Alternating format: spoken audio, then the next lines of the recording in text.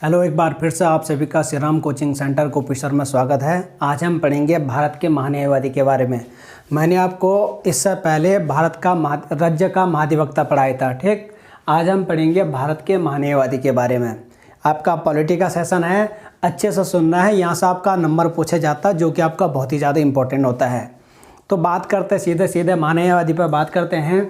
Attorney general of India बहुत ज़्यादा important topic है, यहाँ से आपका क्वेश्चन पूछा जाता है। देखो, मैंने महाधिवक्ता के सेशन में भी बोला था, हमारा क्या होता है, जिस तरीके से हम अपने केस की पैरवी करने के लिए, हमारा कोई केस कोर्ट के अंदर जाता है तो हम अपने केस की पैरवी करने के लिए या अपना पक्ष रखने के लिए अपना पसंद का वकील चुनते हैं, अपना पसंद का वकील रखते हैं। ठीक मैंने बोला था, उसी प्रकार से राज्य सरकार के भी बहुत सारे मामले होते हैं और राज्य सरकार भी क्या करती है, अपने केस की पैरवी करने के लिए अपने एक वकील चुनती है, जिसे राज्य का महाधिवक्ता बोला जाता है, जिसे राज्य का महाधिवक्ता बोला जाता है। और ठीक उसी प्रकार से आपका क्या होता है, भारत सरकार के भी बहुत ज़्यादा मामले होते हैं या बहुत सारे मामले होते हैं जो न्यायालय में पेंडिंग पड़े रहते हैं। तो उसके लिए भी भारत सरकार भी अपना पक्ष रखने के लिए अपने एक वकील क्या करती है, चुनती है, और जिसे कहा जाता है भारत का महान्यायवादी। कि क्या कहा जाता है, भारत का महान्यायवादी। बहुत ज़्यादा इंपॉर्टेंट टॉपिक है। तो आपका पूछा जाएगा क्वेश्चन कभी कि भारत का सर्वोच्च कानून अधिकारी कौन है, तो भारत का सर्वोच्च कानून अधिकारी कौन सा है, भारत का महान्यायवादी। महान्यायवादी भारत का क्या है, सर्वोच्च कानून अधिकारी माना जाता है। ये भारत सरकार का सबसे बड़ा विधि अधिकारी होता है। यह भारत सरकार का सबसे बड़ा विधि अधिकारी होता है। और इसे मैंने क्या बोला था, यह भारत सरकार का क्या है, सर्वोच्च कानून अधिकारी होता है। कानून अधिकारी होता है या सबसे बड़ा विधि अधिकारी होता है। विधि या कानून दोनों एक ही चीज़ है, जो आपकी क्या बनती है, बहुत इंपॉर्टेंट बनती है। दूसरी चीज़ इसके बारे में आपका क्या चीज़ सामने आता है कि भारत सरकार के केस को लड़ने के लिए सुप्रीम कोर्ट में भारत सरकार की केसों को कौन लड़ता है, भारत का महान्यायवादी। सुप्रीम कोर्ट के अंतर्गत भारत सरकार का अपना वकील है, जिसे क्या बोला जाता है, भारत का महान्यायवादी बोला जाता। तो अब आपका बोलेगा भारत का सर्वोच्च कानून अधिकारी बोलेगा महान्यायवादी, या सर्वोच्च विधि अधिकारी बोलेगा महान्यायवादी, या भारत का सबसे बड़ा विधि अधिकारी या कानून अधिकारी बोलेगा, तो तब भी आपका क्या है, महान्यायवादी ही होता है। आपका ये बहुत इंपॉर्टेंट होता है, इस बात को आपको क्या करना है, दिमाग में याद रखना है। तो हम क्या करेंगे, इसी सेशन को आगे बढ़ाएंगे। तो सबसे पहले बात करते हैं कि भारत का महान्यायवादी बनने के लिए उसकी क्या क्या योग्यताएं होती है। तो सबसे पहले हम बात करेंगे उसकी महान्यायवादी की योग्यताएं। महान्यायवादी की योग्यताओं को इंग्लिश में क्या बोलते हैं, क्वालिफिकेशन। महान्यायवादी बनने की क्या क्या योग्यताएं होती है या महान्यायवादी बनने की क्या क्या क्वालिफिकेशन होती है, ये चीज़ें आपकी बहुत ज़्यादा इंपॉर्टेंट होती है, पूछी जाती है। एक महान्यायवादी बनने की अनिवार्य शर्त होती है। वो अनिवार्य शर्त क्या है कि वह भारत का नागरिक हो। वह व्यक्ति भारत का महान्यायवादी बन सकता है, वह क्या होना चाहिए, वह भारत का नागरिक होना चाहिए, भारत का नागरिक हो। ये शर्त अनिवार्य शर्त है, ये शर्त होनी चाहिए। वही व्यक्ति भारत का महान्यायवादी बन सकता है जो भारत का खुद अपना नागरिक हो। तो ये कभी अगर क्वेश्चन आएगा कि महान्यायवादी बनने की अनिवार्य शर्त कौन सी है, तो ये वाली शर्त वह भारत का नागरिक हो। ये तो होनी चाहिए। इसके अलावा दूसरी शर्त होती है, उसने कम से कम 5 वर्ष तक उच्च न्यायालय में, उसने कम से कम 5 वर्ष तक उच्च न्यायालय बोले तो हाई कोर्ट में क्या हो, कम से कम उच्च न्यायालय में 5 वर्ष तक मुख्य न्यायाधीश के रूप में कार्य किया। उसने कम से कम कितने वर्ष तक, 5 वर्ष तक मुख्य न्यायाधीश के रूप में कार्य किया हो, वह व्यक्ति क्या बन सकता है, भारत का महान्यायवादी बन सकता है। चाहे वो किसी भी हाई कोर्ट में, 2 या 2 से अधिक हाई कोर्ट में या एक हाई कोर्ट में, उसका कार्यकाल कितना होना चाहिए, 5 साल का होना चाहिए, वो भी किस में, मुख्य न्यायाधीश के रूप में, और वो भी कहाँ पे, हाई कोर्ट में। तो वह व्यक्ति क्या बन सकता है, भारत का महान्यायवादी बन सकता है। बहुत ज़्यादा इंपॉर्टेंट टॉपिक है। अगर उसके पास ये योग्यता भी नहीं है, उसने 5 साल तक मुख्य न्यायाधीश के रूप में कार्य न किया हो, तो यहाँ पे क्या आएगा आपका, या आएगा, या उसने उच्च न्यायालय में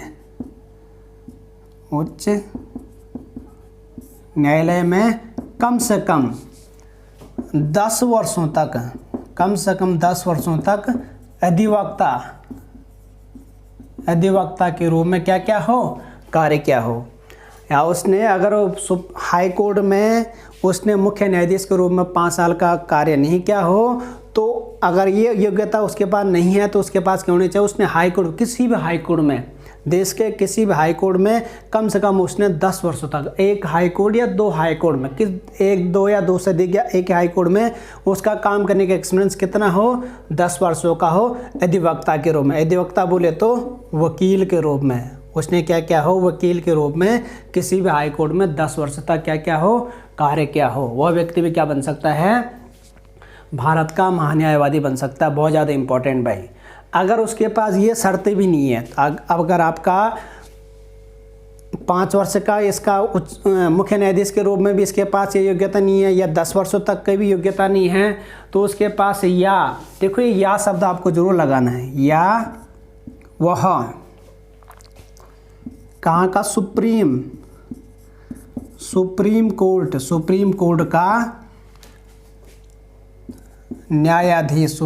का न्यायाधीश बनने की योग्यता रखता हो, सुप्रीम कोर्ट का न्यायाधीश बनने की योग्यता रखता हो, वह व्यक्ति भी क्या बन सकता है, भारत का महान्यायवादी बन सकता है। लेकिन वह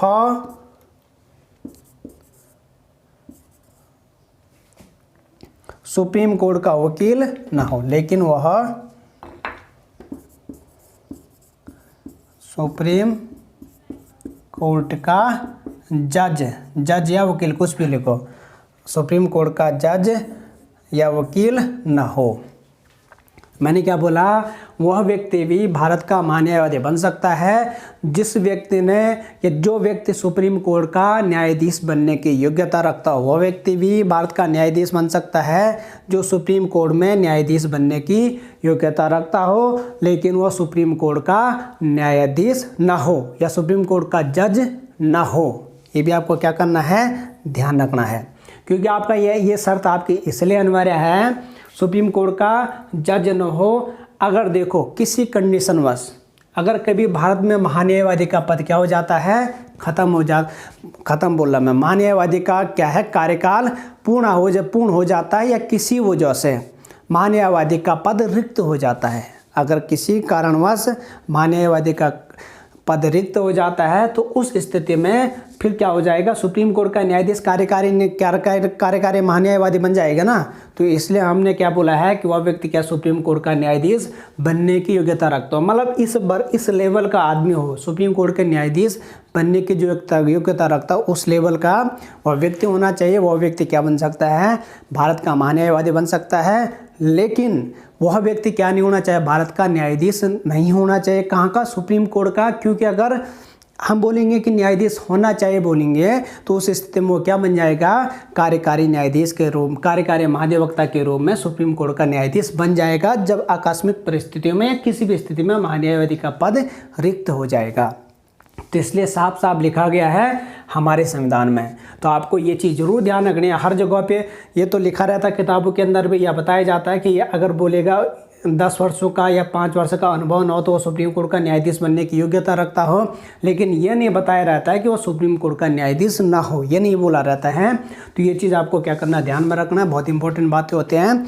जब कभी भी आप लोग मेंस में जाते हैं तो वहाँ पर क्या होता है, सबको क्या होता है, थ्योरी का लिखना होता है। तो वहाँ पे जो व्यक्ति इस तरीके से अपना जवाब देता है तो क्या करता है, एग्जामिनर इन्हीं बातों को फाइंड आउट करता है। देखो ये चीज़ें तो हर कोई लिख देगा, क्योंकि जो भी मेंस के पेपर में बैठेगा तो वो ठीक ठाक ही स्टूडेंट होगा तो वहाँ पे क्या देखा जाता है कि किसका नॉलेज कितना है, तो उस आधार पर उन्हें क्या करना पड़ता है, बच्चों का चयन करना पड़ता है। तो जो इस तरीके से अपनी बातों को रखता है ना, तो उसकी बात को क्या दिया जाता है, वैल्यू दिया जाता है और उसका सिलेक्शन पक्का हो जाता है।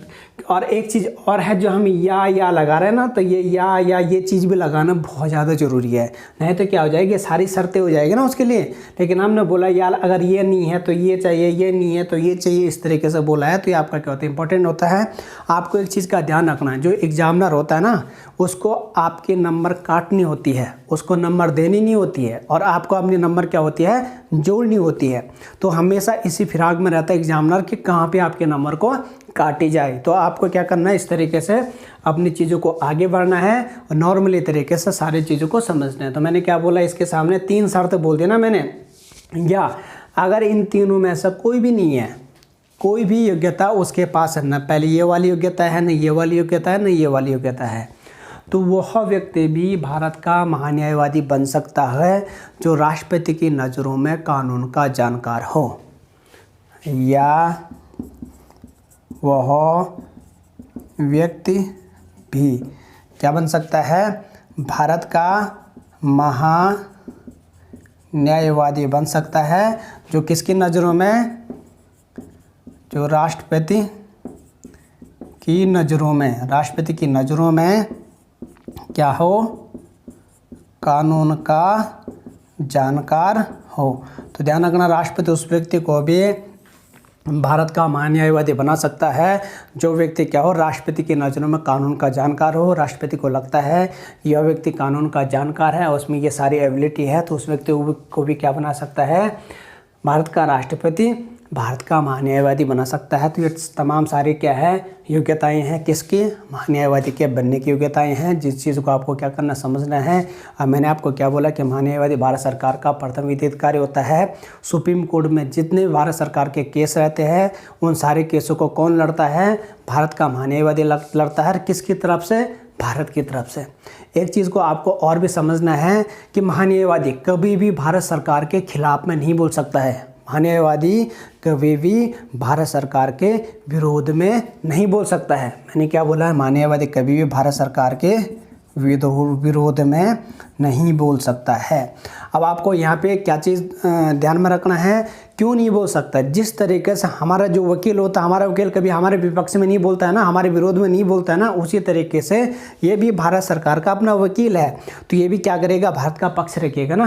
तो इसलिए यह भी क्या नहीं करेगा, कभी भी भारत सरकार के विरोध में नहीं बोलेगा। एक प्रकार से ये क्या होगी, महान्यायवादी की सीमाएँ हो गई है, महान्यायवादी की क्या हो गई है, सीमाएँ हो गई है, सीमाएं। महान्यायवादी की सीमाएं क्या है, महान्यायवादी कभी भी भारत सरकार के विरोध में नहीं बोल सकता है, या महान्यायवादी कभी भी भारत सरकार के विरोध में केस नहीं लड़ सकता है, क्योंकि वो क्या है, भारत सरकार का अपना वकील है। दूसरी चीज़, जो महान्यायवादी के द्वारा दी गई राय होगी, महान्यायवादी के द्वारा दी गई राय, या महान्यायवादी अपनी राय को, अपने राय बोले तो अपने सुझाव को कभी भी भारत सरकार पर थोप नहीं सकता है। महान्यायवादी अपनी राय को कभी भी भारत सरकार पर थोप नहीं सकता है।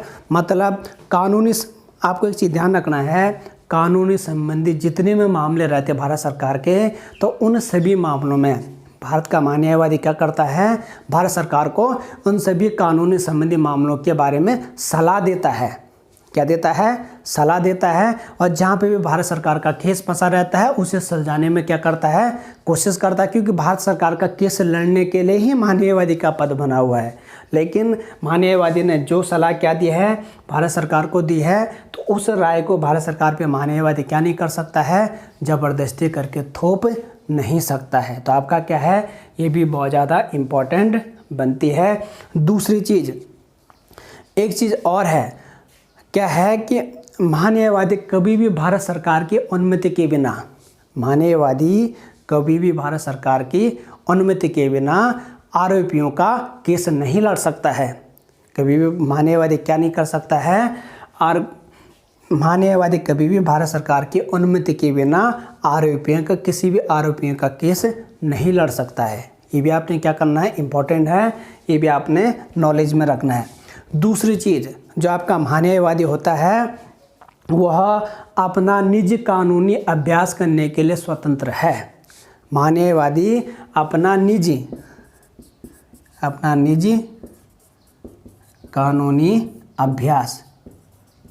अभ्यास के लिए क्या है, स्वतंत्र है। मतलब वो अपना निजी कानूनी अभ्यास भी कर सकता है। लेकिन आपको एक चीज़ ध्यान रखना है, महान्यायवादी कभी भी भारत सरकार के खिलाफ नहीं बोल सकता है, ठीक।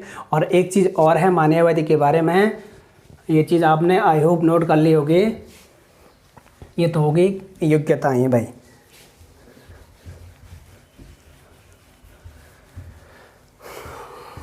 ये आ गई आपकी क्वालिफिकेशन।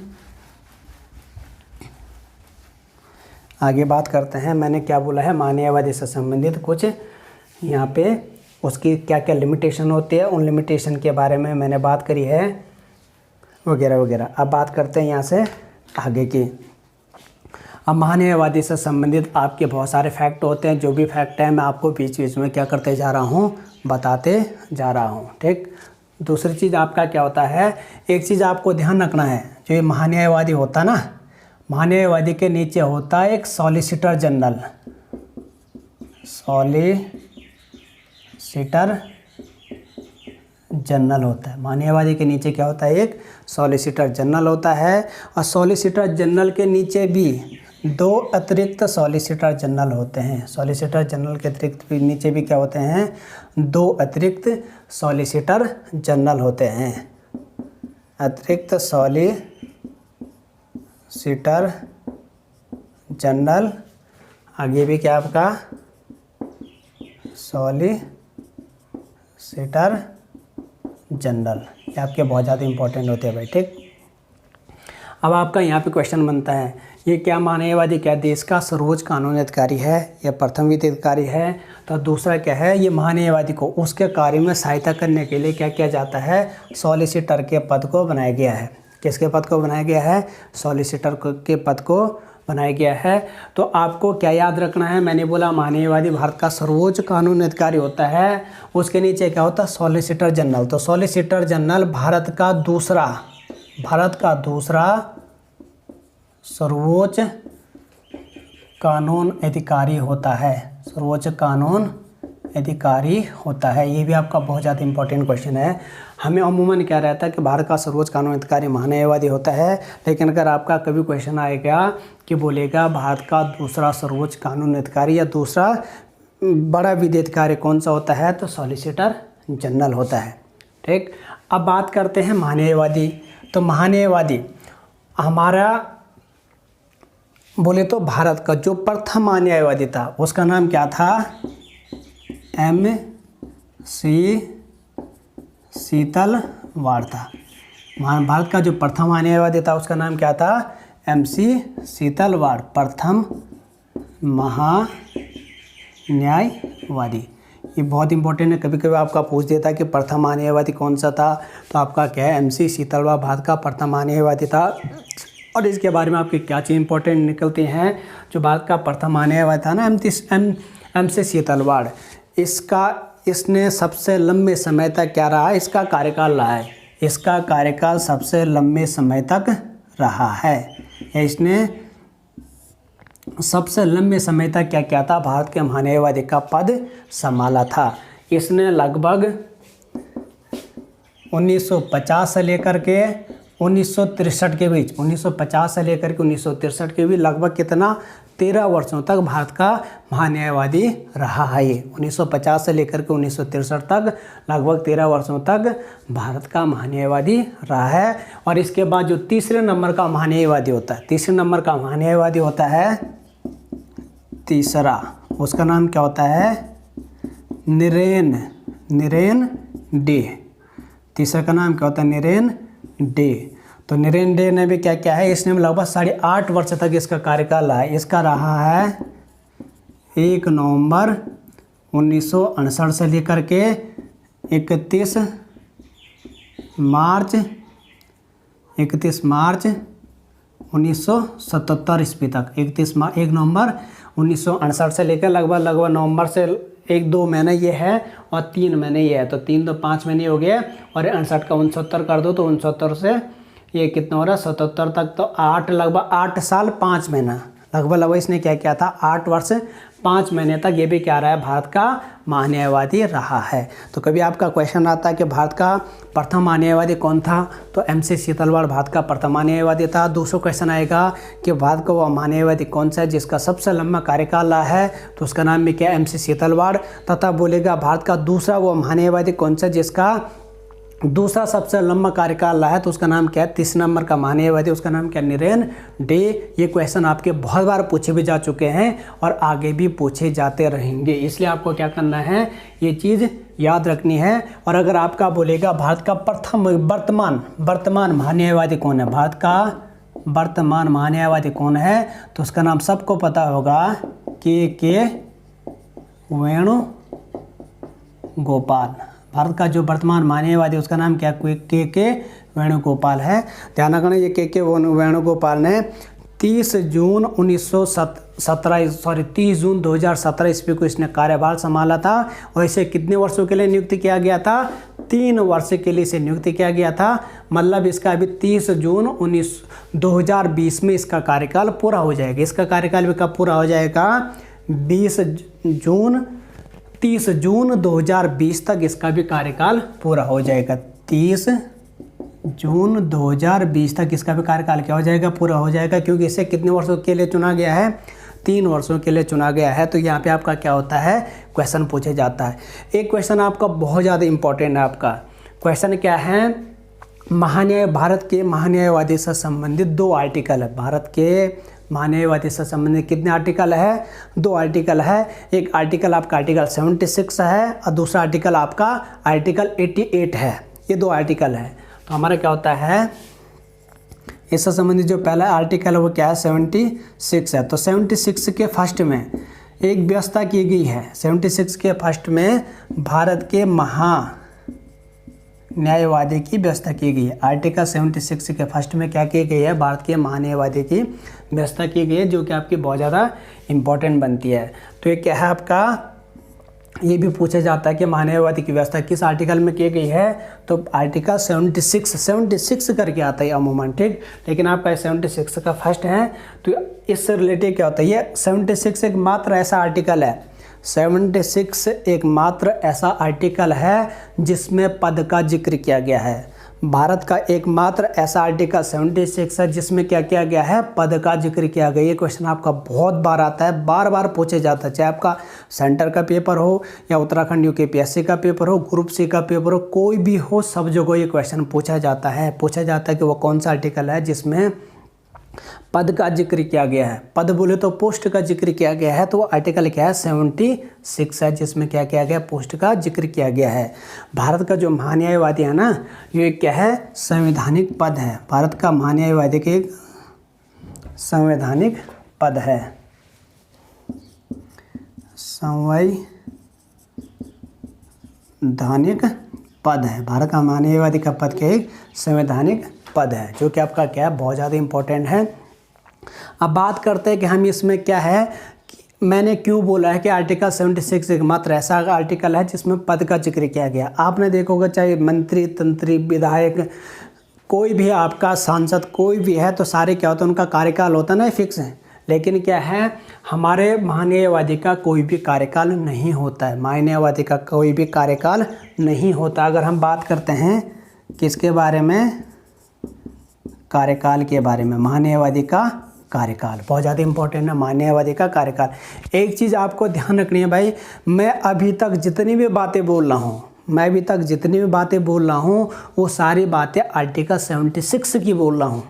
अभी तक मैं जितनी, चाहे मैं आपका योग्यता बोलूं, चाहे मैं कार्यकाल बोलूं, चाहे मैं नियुक्ति बोलूं, चाहे मैं वेतन बोलूं, ये तमाम सारी चीज़ किसके अंतर्गत आती है आर्टिकल 76 के अंतर्गत आती है। मैं 88 को अभी नहीं पढ़ा रहा हूँ, मैं 88 का बारे में जब बोलूँगा तो साफ साफ लिखूँगा आर्टिकल 88, तो वो बातें किसकी होगी आर्टिकल 88 की होगी।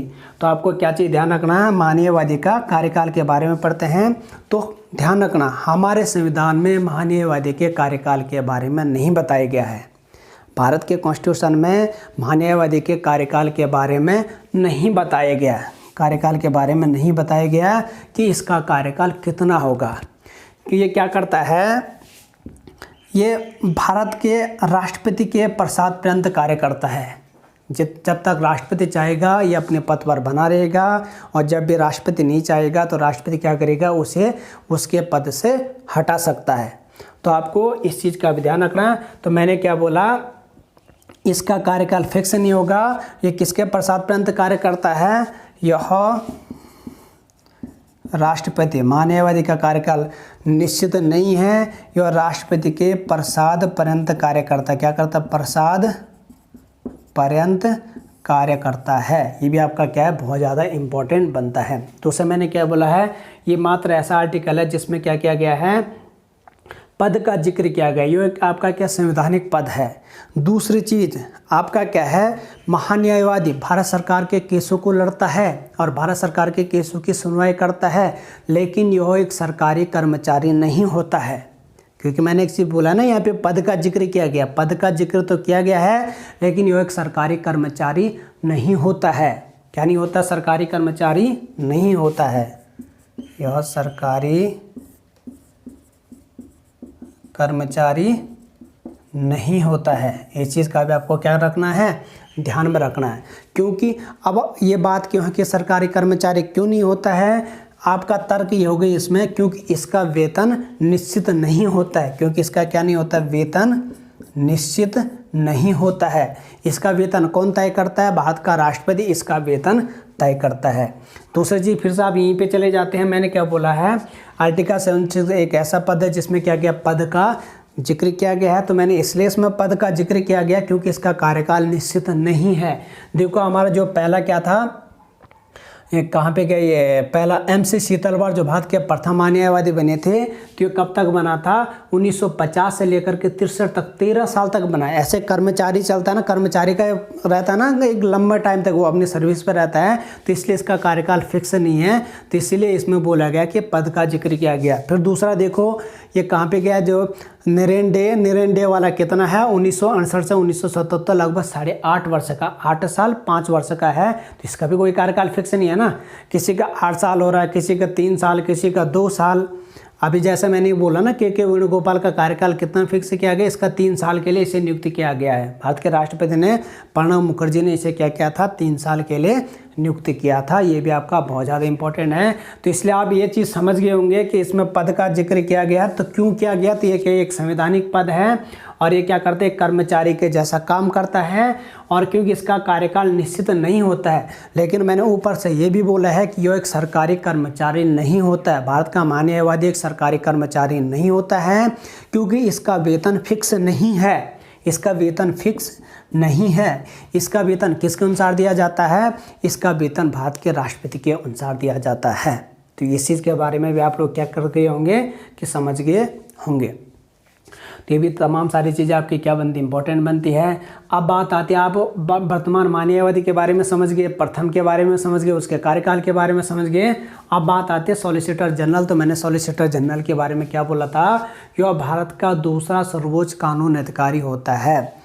सॉलिसिटर जनरल जो न्यायवादी के नीचे होता है, न्यायवादी को उसके कार्यों में सहायता देने के लिए सॉलिसिटर जनरल बनाया जाता है, और सॉलिसिटर जनरल भारत का दूसरा सर्वोच्च कानून अधिकारी होता है। इस चीज़ को आपको क्या करना है, ध्यान में रखना, बहुत ज़्यादा इंपॉर्टेंट होता है।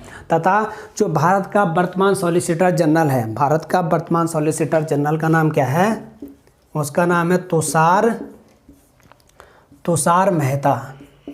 भारत के वर्तमान सॉलिसिटर जनरल का नाम तुषार मेहता है। तो ये भी क्वेश्चन आपका करंट में बार बार पूछा जाता है कि भारत का वर्तमान सॉलिसिटर जनरल कौन सा है, तो तुषार मेहता है। तो आप इसके बारे में क्या कर गए होंगे, समझ गए होंगे वगैरह वगैरह। तथा सॉलिसिटर जनरल के नीचे भी 2 और अतिरिक्त सॉलिसिटर जनरल होते हैं। सॉलिसिटर जनरल के नीचे भी 2 और अतिरिक्त सॉलिसिटर जनरल होते हैं। ये भी अतिरिक्त सॉलिसिटर जनरल है, ये भी अतिरिक्त सॉलिसिटर जनरल है। और उन 2 अतिरिक्त सॉलिसिटर जनरल का नाम है, एक का नाम है संजय जैन। भारत के महामहिम राष्ट्रपति संजय रामनाथ सिंह कोविंद ने इनकी नियुक्ति करी थी। एक का नाम है संजय जैन और दूसरा का नाम है KM नटराज। इनकी नियुक्ति किसने करी थी, भारत के वर्तमान राष्ट्रपति रामनाथ सिंह कोविंद ने करी थी। तो कभी आपका बोलेगा अतिरिक्त सॉलिसिटर जनरल कौन है, एक तो संजय जैन है, दूसरा कौन सा है, KM नटराज है। और जो भारत का वर्तमान सॉलिसिटर जनरल है उसका नाम क्या है आपका, तुषार मेहता है। और जो भारत का अटॉर्नी जनरल ऑफ इंडिया है तो उसका नाम आपका क्या है, के वेणुगोपाल है वर्तमान का। तो मेरे हिसाब से आप सारी चीज़ों को समझ रहे होंगे। ये बहुत ज़्यादा इंपॉर्टेंट फैक्ट होते हैं, यहाँ पर से आपके क्वेश्चन पूछे जाते हैं। तो ये तमाम सारी चीज़ों को आपको क्या करना है, ध्यान में रखना है। दूसरी चीज़, अब मैंने बोला महान्यायवादी भारत का प्रथम कानून अधिकारी होता है, सॉलिसिटर जनरल दूसरा कानून सर्वोच्च कानून अधिकारी होता है, तथा जो अतिरिक्त सॉलिसिटर जनरल होते हैं, जो अतिरिक्त सॉलिसिटर जनरल होते हैं ये भारत के तीसरे सर्वोच्च कानून अधिकारी होते हैं। ये भारत के क्या होते हैं, तीसरे सर्वोच्च कानून अधिकारी होते हैं। इस चीज़ को भी ध्यान रखना। तो कभी बोलेगा भारत का तीसरा सर्वोच्च कानून अधिकारी कौन होता है, तो अतिरिक्त सॉलिसिटर जनरल भारत का तीसरा सबसे बड़ा कानून अधिकारी होता है। तो इस चीज़ को भी आपको क्या करना है, ध्यान में रखना है, पूछे जाते हैं, इसलिए क्या है ये सारे चीज़ इम्पोर्टेंट है। तो जहाँ पे मैं जैसे जैसे बातों को बोल रहा हूँ वैसे वैसे आप लोग क्या करोगे, इनको नोट्स बनाते चलोगे और नोट करते चलोगे। आपका क्वेश्चन रुकने वाला नहीं है। अगर आपने पूरा कंप्लीट वीडियो देख लिया तो मैं क्या करूँगा, आपका पूरा कंसेप्ट क्लियर करके दूंगा और आपको फिर महान्यायवादी के बारे में दोबारा पढ़ने की ज़रूरत नहीं पड़ेगी कहीं और से। तो इसलिए अच्छे से पढ़ लेना।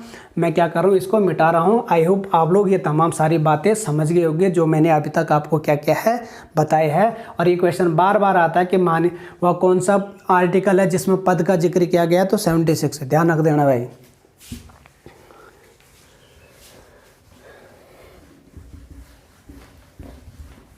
चलो आपका ये भी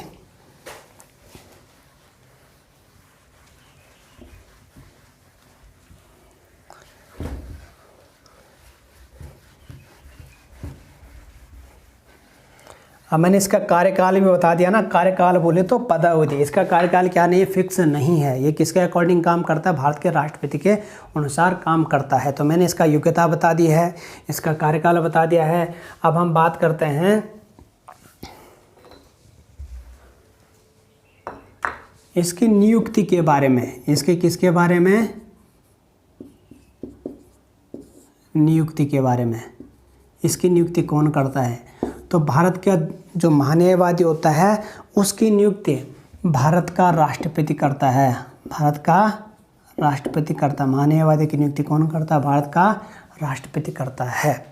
तथा यह किसके पश्चात पर्यंत कार्य करेगा, तथा यह मंत्री परिषद की सिफारिश पर, मंत्रिपरिषद की सिफारिश पर, तथा यह मंत्रिपरिषद की सिफारिश पर इसकी नियुक्ति कौन करेगा, भारत का राष्ट्रपति करेगा।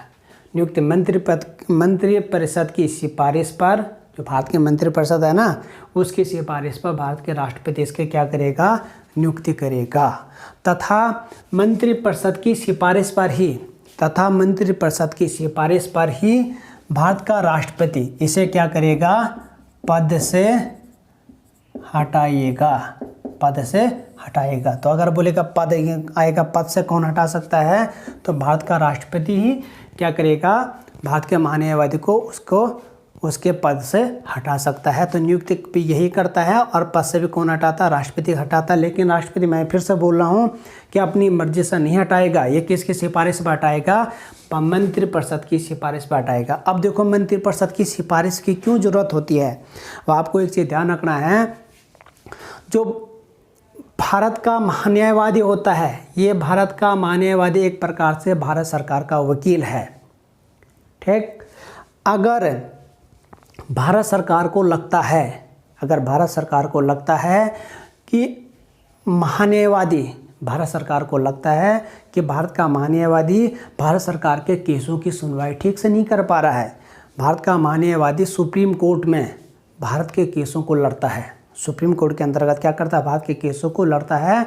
तो जब लगता है इनको कि भारत सरकार के केसों को ये सुप्रीम कोर्ट में अच्छे से नहीं लड़ रहा है, या भारत सरकार को कानूनी संबंधी मामलों में क्या नहीं दे रहा है, अपनी अच्छी राय नहीं दे पा रहा है, या सही सटीक राय देने में सक्षम नहीं है, या भारत सरकार के पक्ष रखने में सक्षम नहीं है, तो उस स्थिति में भारत सरकार अपना दूसरा महान्यायवादी नियुक्त कर सकती है तथा जो वर्तमान महान्यायवादी है उसको उसके पद से हटाने का राष्ट्रपति को प्रस्ताव भेज सकती है, और उस प्रस्ताव के आधार पर राष्ट्रपति क्या करता, महान्यायवादी को उसके पद से हटाता है। यानी कि हम ये कह सकते हैं कि भारत का महान्यायवादी भारत के राष्ट्रपति के प्रसाद पर्यंत कार्य करेगा। भारत के राष्ट्रपति के प्रसाद पर्यंत कार्य करेगा।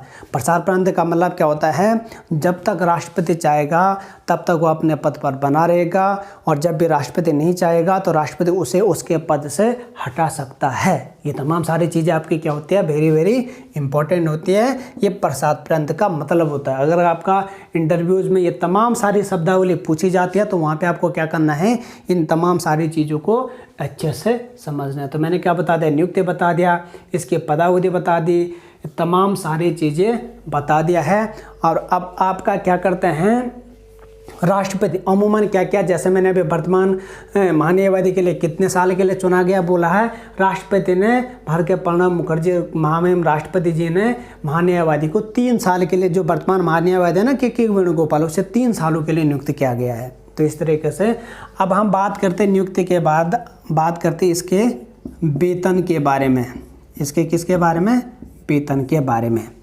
अब आपको एक चीज़ फिर से दिमाग में सोचनी है, महान्यायवादी का वेतन कितना होगा, भारत के महान्यायवादी का वेतन कितना होगा, यह संविधान में उल्लिखित नहीं है, यह संविधान में लिखा हुआ नहीं है। यानी कि महान्यायवादी का वेतन भारत का राष्ट्रपति डिसाइड करता है। महान्यायवादी को कितना वेतन देना है, उस वेतन का निर्धारण कौन करेगा, भारत का राष्ट्रपति करेगा। भाई ये भी आपका क्या वेरी वेरी इंपॉर्टेंट बनता है। तो अब आप ये नहीं कह सकते कि महान्यायवादी का वेतन कितना होता है। महान्यायवादी का वेतन फिक्स नहीं है, राष्ट्रपति के अनुसार उसे क्या दिया जाएगा, वेतन दिया जाएगा। दूसरी चीज़ देखो भाई, महान्यायवादी भारत सरकार का पक्ष रखता है, तो जो सुख सुविधाएं, चाहे आपका राज्यसभा हो, चाहे आपका लोकसभा हो, चाहे आपका कोई भी सांसद हो, चाहे राज्यसभा का सदस्य हो, चाहे आपका क्या हो, लोकसभा का सदस्य हो, कोई भी सांसद हो, जो सुख सुविधाएं उन सदस्यों को मिली रहती है, राष्ट्रपति भारत के महान्यायवादी को भी वो सारी सुख सुविधाएं दे सकता है। राष्ट्रपति के पास ये अधिकार है कि राष्ट्रपति महान्यायवादी को भी जो सुख सुविधाएं लोकसभा तथा राज्यसभा के सदस्यों को प्राप्त है या संसद के सदस्यों को प्राप्त है, उन सारी सुख सुविधाओं को राष्ट्रपति किसे दे सकता है, भारत के महान्यायवादी को दे सकता है। तो ये भी क्या आपका बहुत ज़्यादा इम्पोर्टेंट बनता है। दूसरी चीज़, जो भारत का महान्यायवादी का वेतन होता है, भारत के महान्यायवादी का वेतन होता है, वह वेतन भारत की संचित निधि से भारित किया जाता है। वह वेतन कहाँ से, इसका वेतन कहाँ से संचित किया जाता है, कहाँ से भारित किया जाता है, भारत की संचित निधि, भारत की संचित निधि से भारत के महान्यायवादी का वेतन क्या किया जाता है, भारित किया जाता है। बहुत ज़्यादा इम्पोर्टेंट। हम ये कह सकते हैं कि भारत के महान्यायवादी का जो पारिश्रमिक होता है वो भारत की संचित निधि से भारित किया जाता है।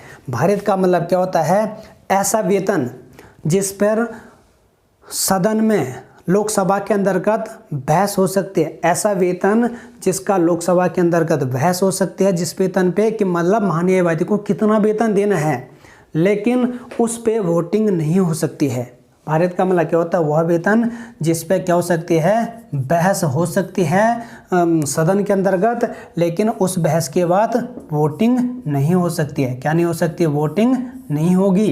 ये किस पे डिसाइड करेगा कि भारत के राष्ट्रपति पे डिसाइड करेगा कि उसका वेतन कितना देना है। तो मैंने क्या बता दिया आपको, उसकी योग्यता बता दी है, उसका कार्यकाल बता दिया है, उसकी नियुक्ति बता दी है, उसकी वेतन बता दिया है। तो ये तमाम सारी चीज़ें क्या होती है। दूसरी चीज़ें मैंने बोला था कि क्या करता है, भारत सरकार का पक्ष रखता है, एक प्रकार से भारत सरकार का अपना खुद का वकील होता है।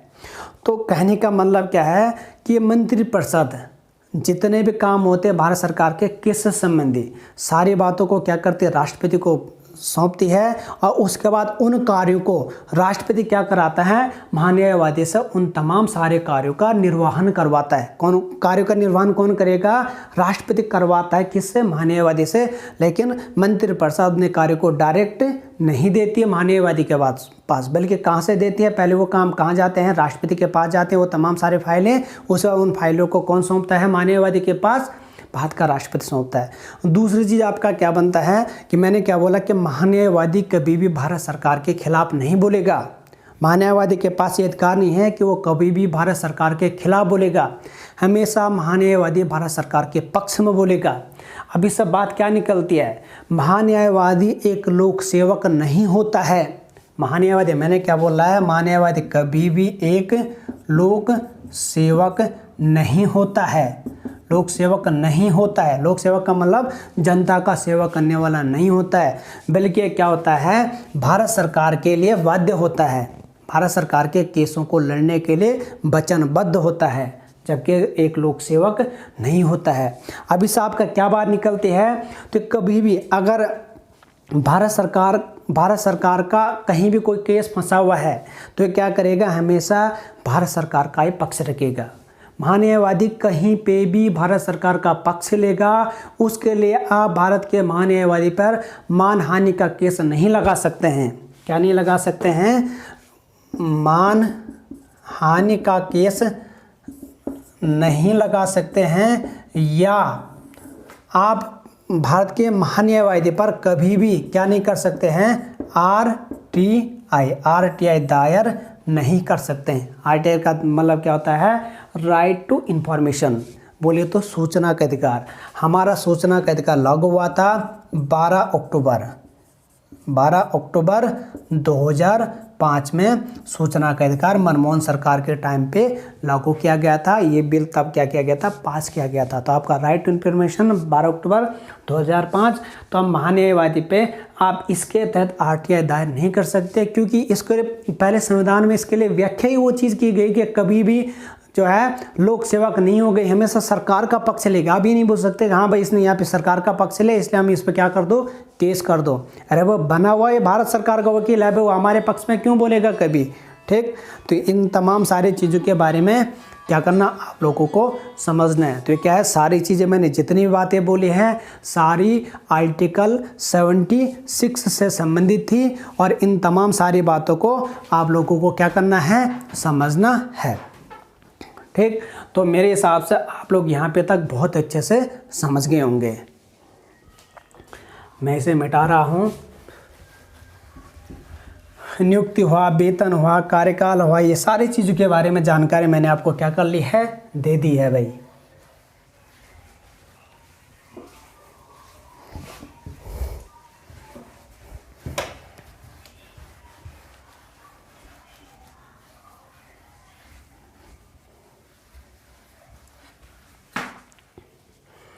तो मैंने इसका सीमा ही बता दी है।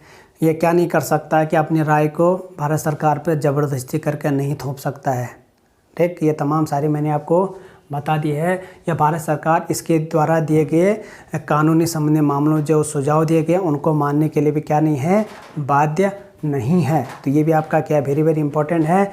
अब मैं आपको बात करता हूँ आर्टिकल 88 के बारे में। मैंने इससे पहले चीज़ का योग्यता, कार्यकाल, जो भी बात बोली A to Z बात किसके लिए आएगी, आपकी आर्टिकल 76 के लिए आएगी।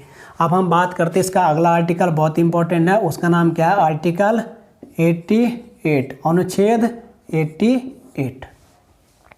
ये भी आपका बहुत ज़्यादा इंपॉर्टेंट है भाई।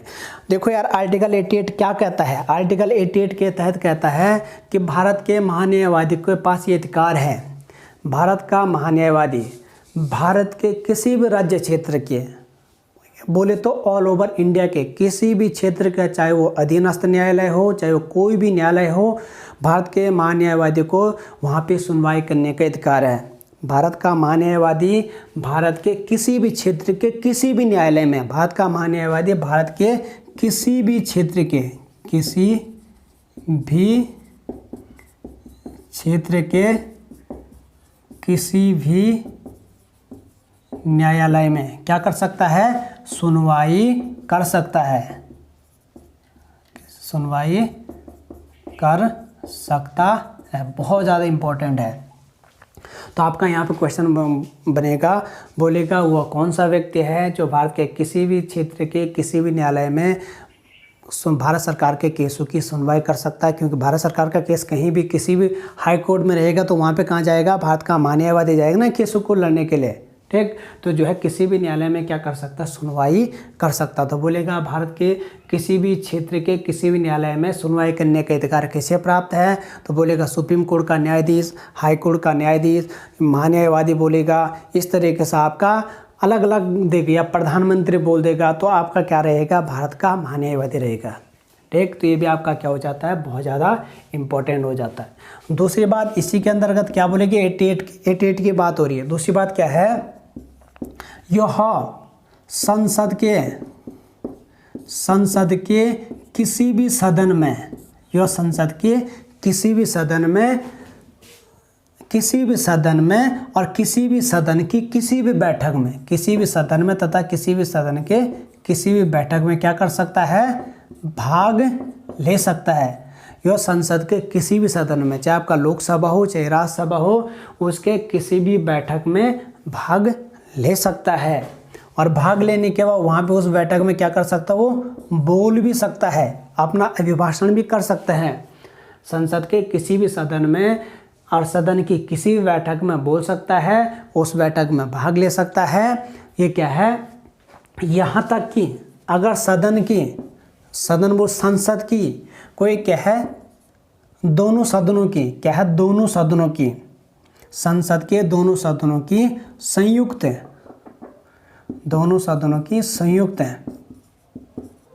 बैठक में भी वो क्या कर सकता है, भाग ले सकता है।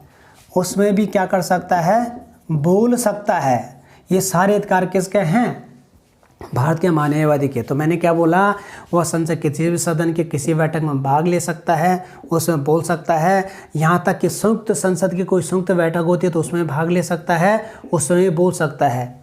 यहाँ तक कि अगर संसद की कोई भी समिति बनती है, संसद के किसी भी सदन में कोई भी समिति बनती है, संसद के किसी भी सदन में कोई भी समिति बनती है, तो ये क्या भारत का महान्यायवादी उस समिति का भी सदस्य क्या हो सकता है, सदस्य बन सकता है। उस समिति का सदस्य क्या कर सकता है, बन सकता है। तो ये भी आपका इम्पोर्टेंट है, संसद के किसी भी समिति का सदस्य बन सकता, मतलब क्या है, समिति।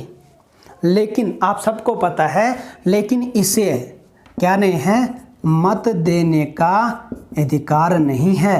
लेकिन इसे मत देने का अधिकार नहीं है। संसद की किसी भी समिति में क्या कर बोल सकता है, भाग ले सकता है, बैठक में ये समिति का सदस्य भी बन सकता है, किसी सदन में वगैरह वगैरह, जो मैंने इतनी सारी बात बोली। लेकिन अगर वोटिंग की बात आएगी, संसद के अंतर्गत किसी विषय में वोट की बात आएगी, वोट देने की बात आएगी, वोटिंग करने की बात आएगी, तो वहाँ पर वोटिंग नहीं कर सकता है। इसे मत देने का अधिकार नहीं है महान्यायवादी को। अब बात आती है कि इसे मत देने का अधिकार क्यों नहीं है। ये जब क्या है, भाग ले सकता है, बोल सकता है, तमाम सारी एक्टिविटीज़ कर सकता है, लेकिन ये मत देने का अधिकारी क्यों नहीं है, ये भी आपका क्वेश्चन आएगा। तो ये मत देने का अधिकारी इसलिए नहीं है क्योंकि ये दोनों सदनों में से न लोकसभा न राज्यसभा किसी का भी सदस्य नहीं होता है। ये सदन के किसी भी संसद के किसी भी सदन का सदस्य नहीं होता है। ये भी आपका इम्पोर्टेंट है। मैंने क्या बोला था, इसकी समिति का अगर कोई समिति बनती है ना, संसद के अंतर्गत कोई समिति गठित की जाती है तो उसका तो सदस्य बन सकता है। लेकिन ये नहीं, लोकसभा में जैसे लोकसभा में चुन करके जाते हैं ना, तो उस टाइप के ये कोई भी सदस्य नहीं हो सकता है, या राज्यसभा में भी ये कोई भी सदस्य नहीं हो सकता है। ये चीज़ आपको ध्यान रखना है। और सदस्य नहीं है इसलिए इसे क्या नहीं है, मत देने का भी अधिकार नहीं है। तो आपका क्वेश्चन बन जाता बहुत बार कि बोलेगा निम्नलिखित में से कौन सा महान्यायवादी का अधिकार क्षेत्र से बाहर है, तो कौन सा मत देने का अधिकार नहीं है। बोलेगा संसद की समिति में बैठक में भाग ले सकता है, संयुक्त बैठक में बोल सकता है, समिति का सदस्य बन सकता है, लेकिन बोलेगा मत देने का अधिकार बोलेगा नहीं है। तो ये वाला नहीं है ना, ठीक है। बोलेगा या मत देने का अधिकार है बोलेगा तो आपको पता है कि मत देने का अधिकार क्या है, नहीं है। तो आपका क्या है, या मेंस में इस टाइप के क्या बन जाते, क्वेश्चन बन जाते। बोलेगा किसी उच्च न्यायालय में सुनवाई कर सकता है, ठीक। या बोलेगा बैठक में भाग ले सकता है, मत देने का अधिकार है, बोलेगा ए बी सी तीनों सही है, या बोलेगा केवल सी सही है, या केवल बोलेगा ये वाला ये गलत है बोलेगा। तो इस तरीके से आपके क्या आते हैं, तमाम सारे क्वेश्चंस आते हैं जिन्हें आपको क्या करना होता है, सॉल्व करना होता है। तो तमाम सारे चीज़ें बहुत ज़्यादा इंपॉर्टेंट होते हैं। तो ये आपका मैंने आज का टॉपिक क्या पढ़ाया आपको, भारत का महान्यायवादी बताया है। आई होप कि आप लोग समझ रहे होंगे कि ये चीज़ें आपको याद में होगी। तो आपका बोलेगा क्या बोलेगा, जैसे भारत के महान्यायवादी को मत देने का अधिकार नहीं है, बोलेगा ये किस अनुच्छेद में आता है। तो आपका किस अनुच्छेद में आता है, आर्टिकल 88 में आता है। या बोलेगा किसी भी क्षेत्र के किसी भी न्यायालय में सुनवाई करने का अधिकार है, बोलेगा किस आर्टिकल में आता है, तो 88। या संसद के किसी भी बैठक में भाग ले सकता, बोल सकता, संयुक्त बैठक में भाषण कर सकता वगैरह वगैरह। तो ये अधिकार किस आर्टिकल में आता है, तो 88। ये जो अभी के बातें बोली मैंने सारी, ये किस में आती है, आर्टिकल 88 में आती है। और इससे पहले के मैंने जितनी भी बातें बोली है वो सारी किस में आती है आपकी, वो सारी 76 में आती है। तो मेरे हिसाब से आप लोगों का कंसेप्ट क्लियर हो गया होगा। आगे भी अगर कुछ चीज़ छूट गई होगी तो मैं क्या करूँगा, उस चीज़ को अगले वीडियो में आपको बता करके करेक्ट कर दूंगा। तो तब तक के लिए थैंक यू, धन्यवाद। अपना सभी लोग क्या करो, ध्यान रखो।